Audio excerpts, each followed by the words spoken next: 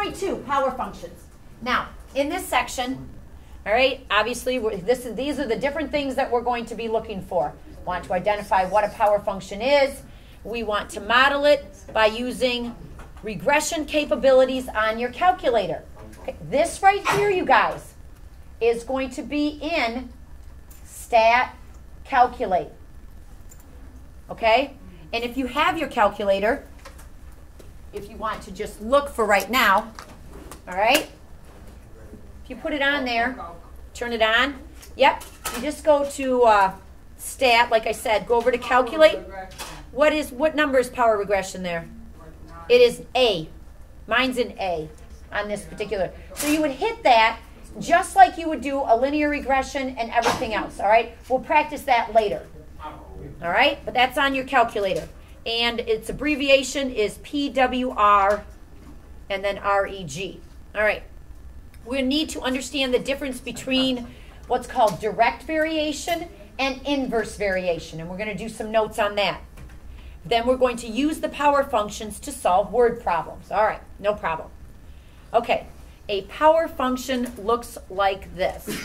F of x equals k times x to the a. A is an exponent, and it is non-zero, constant. Okay, so it's just a number. If it's non-zero, it can be any number. In this particular case, okay, we do not, there's no stipulation about it having to be a, there's no stipulation about it having to be not a fraction. Remember we did them before and they couldn't be a fraction? What were those? Is that for a constant, Mr.? Yes. Yep. What were those before? We just did them last section. What were they called before? Where that power could not be a... Variables. They were, well, it was a polynomial function. Okay? Last section, if this were a polynomial function, a could not be a fraction. Here, we're talking about a power function, and it's okay. All right? K is just, again, it's just some number in front. It is also a non-zero constant. It's just a number. Okay? Now, when we do this, we say that F varies as the eighth power of x, or that f of x is proportional. Okay? So it varies and it's proportional. And there's two different types of varying, and they kind of referred to that right up above here. We have a direct variation and we have inverse variation. Okay? So A is a direct variation. Oh, I'm sorry, not A. A right up there. If A is positive, we say that F varies directly. With the eighth power, okay? Eighth? I know, they use this eighth. It's kind of, I feel like we're back in the old English days. But, and then it says that... Seamus, look forward to distraction. Oh, okay. And then what they do is they say if A is negative, we say that F varies indirectly with the eighth power of x. All right? An example of that is going to be y equals 6x squared. That is a direct, okay? We say that this varies directly. If I have y equals 6x to the negative 2, that means it looks like this. 6 over x squared. When the x is in the denominator like that, you guys, it is an inverse, or it's an indirect variation, okay, or an inverse one. What kind of graph would that be? This is going to be like the reciprocal graph. Remember where the two branches? And we're going to talk about those later in this chapter. Okay? All right, let's start right here. Determine if the function is a power function. For those that are not, explain why not. All right, is this a power function, yes or no? Yes. Okay, so we're good to go. What about this? Yeah. Yes, it is. What about this one? No, why not? Has to be a number. That's correct. Here the exponent is a variable and it needs to be a number. So we're going to say no, exponent is not a number. Good. Okay, what about this one? Yes. This would just be an inverse or an indirect variation. Okay? All right.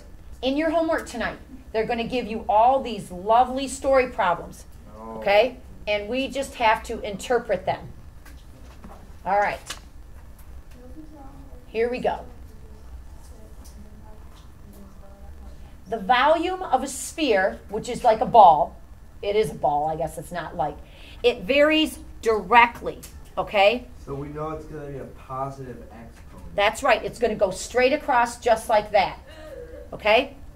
And as a side note, before we begin these, direct variations, they look like this, y equals kx, okay? Inverse variations, they look like this. Y equals k over a, or x to the a, where it's underneath. Inverse just means that it's down below. So it's like the first one. This, in this case, yep, we're going to write it like this. I thought it's indirect. Why is it inverse? Inverse and indirect kind of mean the same thing. We could write, Inverse is dividing and direct is multiplying. correct, It's yes. not that hard. Okay. All right, so back over here now. Interpreting that All right, so the volume of a sphere varies directly to the cube of the radius. So let's try to write that equation down. Volume varies directly, so it goes straight across. K is always going to be some constant that we don't know about. Okay? It's 904. K, and in this case, it varies directly to the cube of the radius. How do you write the radius cubed? R. Yep, it's got the R. And then where do you put the cube? How do you write it as a cube? Up top. The third one. Yeah, right. I write it to the third power. There we go. Okay, so this is what they're going to give you, and this is the equation. Now they give you a situation, and they say, when the radius of the sphere is 6 centimeters, the volume is that right there. Okay? Then they say, what is the radius of a sphere whose volume is this? Well, it's a two-part question. The reason that they give you this stuff in the beginning is because they want you to put a number in for volume and a number in for radius, because then what can we solve for? K. So let's do that. Let's put this number in for volume. Okay, we don't know what K is, but we need to figure it out. And what did they say the radius was? 6. And we have to do 6 cubed. What is 6 cubed? 6 Who's cubed 16? is 216. 216. 36 times.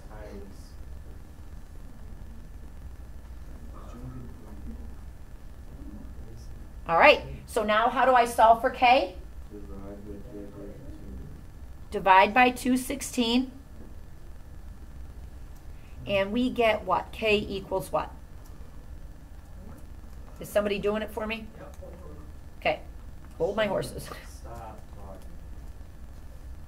talking. 4.19. 4.19. That is my K. Now we can finally answer the final question that says, what is the radius of a sphere whose volume is this? All right, well, let's go back to our original equation, because now this is my equation. Volume equals 4.19 radius cubed. All right, take the information they give us. Here we go. But we know the volume, but- 268, right, we know the volume.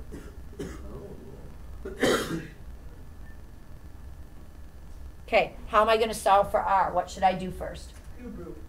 Not yet, nope. Squared. Divide. Divide, yep. 4.19. Let's divide first. Let's divide by the 4.19.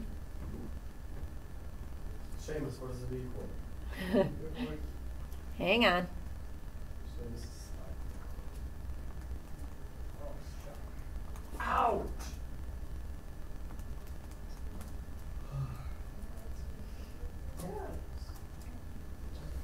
63.98. Why don't we just say that it's approximately 64, okay? Now, let's take the cube root. You take the cube root of both of those things. On your calculator, because you might have to do this, okay? The cube root is in math. It's right down there, it's number 4. Okay? And so then you would type in 64, and you would end up with 4. Okay? That's the cube root. That's right. So in this case, to answer the question, So we're allowed to round it like that? That's cool. yes.